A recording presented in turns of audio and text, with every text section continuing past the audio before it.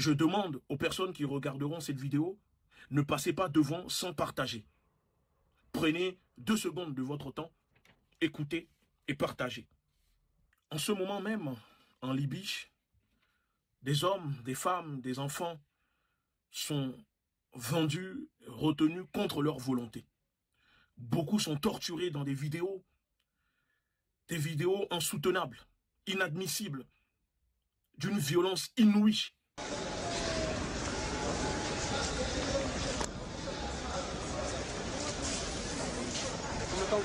Je suis là-bas, ça fait 8 ans et quelques. C'était calme, tranquille, sans problème, on travaillait, il n'y avait pas de souci. C'est l'Europe, c'est l'OTAN, c'est l'Europe qui est venue nous foutre la merde, c'est tout. Hein. On était sans souci. Hein. Moi, j'ai jamais eu de problème, je travaillais et puis j'étais tranquille. Moi et ma famille. Une femme avec 2 enfants. Ça se passait très bien, à merveille.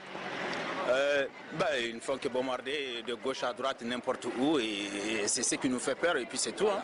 C'est n'importe quoi. Ah oui, bien sûr, il y a des civils qui ont été tués là. Qu'on soit un peu sérieux quand même. Ils nous interdisent d'aller en Europe. Nous ne sommes pas partis en Europe, on est en Afrique ici. Donc ils nous foutent la paix, c'est tout ce qu'on leur demande. Et tout ça sous les yeux de l'opinion publique internationale. La communauté internationale, entre guillemets, ne bronche pas. Mais il y a des complices. Il y a des complices. Tout d'abord, les États africains qui ne font rien pour venir en aide à leurs propres citoyens. 2, l'Union européenne qui finance les groupes terroristes qui contrôlent la Libye, comme le milliardaire Abdel Hakim Belhadj, ce terroriste milliardaire. Et bien évidemment, la France et ses alliés. Que ce soit Sarkozy, Barack Obama ou David Cameron, on s'en fiche d'eux, qu'ils nous laissent tranquilles. Là encore, je vous dois ma vérité. Je n'accepterai jamais que l'on remette en cause le droit à la sécurité d'Israël. Jamais.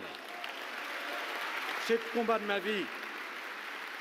Moi, j'ai jamais cherché à aller en Europe ou en Amérique. Tout ce que je veux, c'est la tranquillité. Ma dignité, mon honneur, ma fierté, c'est de travailler, avoir mon gain au sueur de mon front. Un point, un trait. Je ne demande pas plus. Et c'est maintenant qu'eux, ils sont venus mettre le tout à zéro. Ils ont mis le pays à genoux. Que ça soit clair, hein? Ils ont mis le pays à genoux. La population, comment est-ce qu'ils peuvent faire? Ils sont dans l'impatience et dans la crainte. Ils ont tout le temps peur. Ils ne peuvent même pas savoir ce qu'ils doivent faire. Très sérieusement, soyez un peu sérieux. Ces gens, ils nous sont foutus de la merde, c'est tout. Je vous le jure.